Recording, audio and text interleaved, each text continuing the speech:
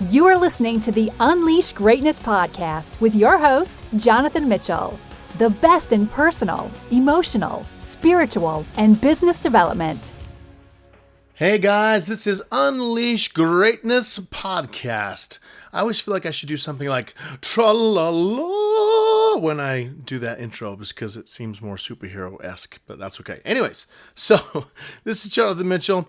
Today I get to do a book review on The JackRabbit Factor by Leslie Householder, one of my favorite books, and I'll tell you a couple reasons why as we get into it. Just want to make sure you guys know this episode has been sponsored by naturalmedicineMamas.com. They teach about natural methods, techniques, and also products about holistic foods and products, that kind of thing, to make sure you're okay with you and your family to be self-reliant, which is awesome. So I'm going to get into the book here. Thank you again so much for listening, and enjoy.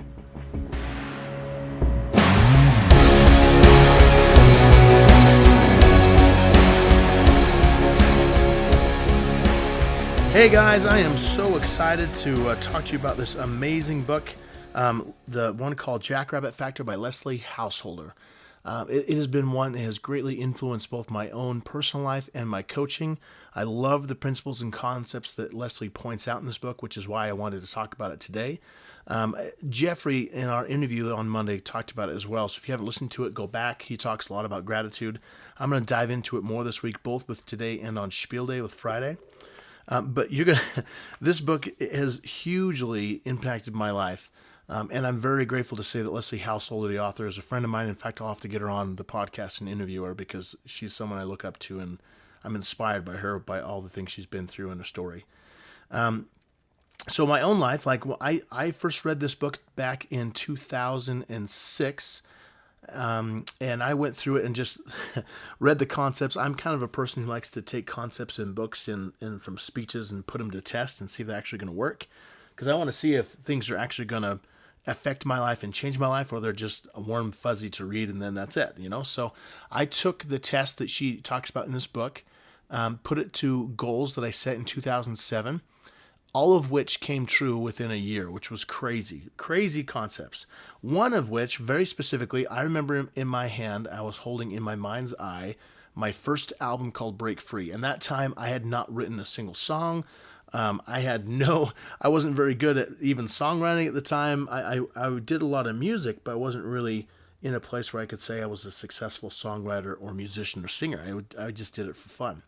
And I thought it'd be cool to do this album, right? So I then made it a goal, and all of a sudden, all the pieces to make a first album kind of started coming together as far as the money, the producer, the music, everything just kind of fell together. And then I recorded the album and released it in 2007, and it wasn't hugely successful as far as a commercial thing because I wasn't really trying to sell music with it. However, for me, it was a huge success because I did the thing which I wanted, which was create an album and recorded music that was on my own, which was a crazy concept. And now that I've been on the other side and I've done some other stuff, I've always looked back to that and say, okay, what are the concepts that helped me? And this book is what we're going to talk about. So this book is largely responsible for that. So in short synopsis, what I'm going to do is read a couple of excerpts from the book and also kind of give you an idea of what the book talks about.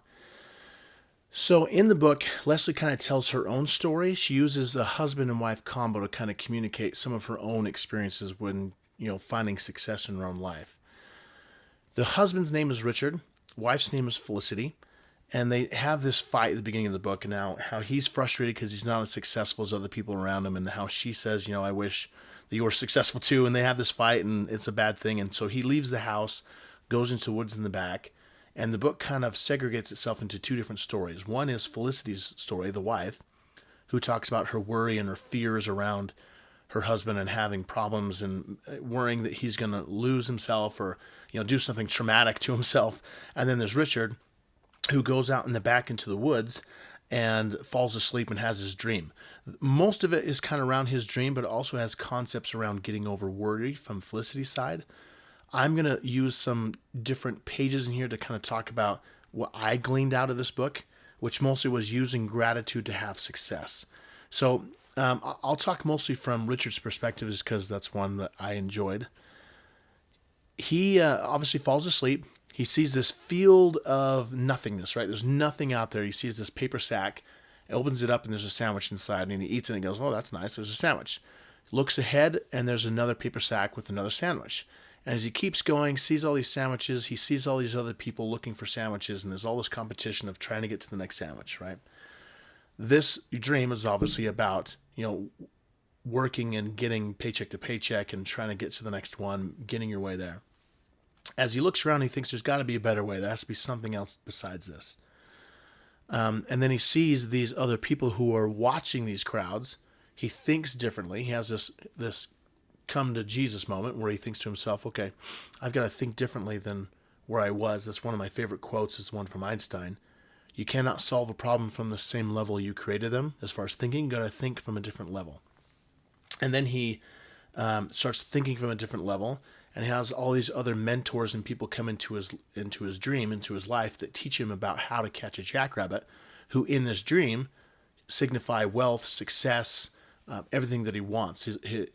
All of his fulfilled desires is what a jackrabbit is. So he has different people come in line and kind of help teach him about how to attract jackrabbits and how to make them come to you and how to make it work for you and all this other stuff, which is really, really cool. I can't really do it justice because there's a lot of stuff in here, but I do want to point out a couple of my favorite parts. Some of my favorites are the synopsis of different chapters, so I'm going to read you a couple of them. So here are some of the main keys that she points out in the book that I want to point out as well. One is, the dream itself, the passionate thoughts of what I want, will emanate from my mind like radio waves and will go out into the universe, causing astonishing things to happen on my behalf. There is no obstacle so great that there is not also a way prepared for me to succeed. I have all that I need to get started, and that's all that matters. I will write down my goal. I will submit my goal to the chef. There's also another place. Whatever I need to accomplish my goal will be drawn to me once I have planted the seed in my mind. And one of the other thoughts I love is saying, that which I am looking for, or that's what I'm seeking, is seeking me too. Which I love that concept in there about just saying, if I'm looking for wealth, for a relationship, if I'm looking for a better job, a better career, better business, better something, that thing out there is looking for me too. I just got to be willing to, like she says, tune into it like radio waves, which again, we'll talk about more on Friday, so that it can come to me and come into my life, come into my awareness. One of the things I loved about this book is that she does really well pointing out that it's about your mindset, and not just your mindset, but your belief systems around success, right? So people who see paper sacks or people who see weekly check-to-check life, they don't see opportunity because they're so encumbered by thoughts of how to survive that they don't give themselves permission to look outside of that and see opportunity that is all around them. They just can't see it, right? So that's part of the reason of the book, is she's saying there's all these jackrabbits and opportunities all over the place, but since anyone all worries about is the paper sack or is the week-to-week check, they don't ever take time to tune into anything else. And that's what this book is about, is writing that down and helping people know that. If I may read out to you a couple parts in the book, because I think they're hugely impactful. It's being able to talk to you about the parts of what it says, writing things down. So he says, he planned to write down in detail a description of his life as he wanted it, as though it had already happened, with some future date at the top, like a journal entry. He would allow himself to feel gratitude as though it was already his. And then he would let go and let God do the rest. When the doubtful thought would come into his mind, he would discard it. When he sensed that he should do this or that, he would do it because he would trust it was a voice of inspiration leading him to accomplish his goal. If I may use my own style here, my own thoughts, a couple of things I want to point out with this book. One is that when you tune into your future goal being achieved, you will have flashes of inspiration of things and action steps you need to do. Those action steps are inspired and can lead you to accomplishing and receiving that which you're asking for. I don't believe that it's possible for someone to just sit around and think positive and have the good things happen, right? You've got to do something about it. But I believe in inspired action, not just doing things to be busy, to do things because you've been inspired to do so from the vision you're creating, right? And the vision you create is not just you writing it down saying, I'm grateful that someday I will accomplish this task. They point out in the book how you need to make it a present, and you say, I am grateful that this task has been completed. Gratitude, the energy of gratitude, which we'll talk about more on Friday, is one of the most powerful energies that we have the ability as humans to tap into. It is so awesome. So if you're able to both use gratitude in your daily life right now, even with things that don't work as you'd want them, but you're grateful for them because they help you get to where you want to be, my challenge to you from this book is to today write down what you want to accomplish or what you want to have happen 6 months from now or 2 months from now, what you realistically think can happen 2 months from now that you maybe have struggled with in the past. And in the journal entry, you write down by hand. You want to type, that's fine too, but there is some kinesiology science behind actually writing it down. And you just say what you would actually say in a journal entry if that thing was accomplished. So for instance, let's just say I wanted to lose weight, right? And I say, okay, 6 months from now, I believe I can lose this much weight, 10 pounds, 20 pounds, 5 pounds. It doesn't matter what it is. Put that amount down. Now I want you to write down exactly what you would feel if it actually had happened, right? So let's say when you actually lose 10 pounds and you're looking amazing, you feel good and your pants are falling off because they're too big and all this other stuff, what would you actually write in your journal entry? You'd say, this is so awesome. I have to get new pants today and because la, la, la, la. Write what you would actually write. Pretend like that is an actual journal entry that you're writing to your posterity so they can see how excited you are. You will begin to feel inside of your chest and your stomach this excited feeling. That is what we're going to talk about on Friday to help you tune into it more, but that is when you're tapping into that emotion and tuning into the universe to help you accomplish that thing, right? So my challenge to you again is to find one thing you can write about. Relationship, weight, money, career, business, doesn't matter what it is. And you say, how would I feel if this actually happened? I'd feel grateful, I'd feel excited, I'd feel all these things. Write it down in a journal entry as if it already happened, is what it talked about. Because remember, that which you are looking for is looking for you too.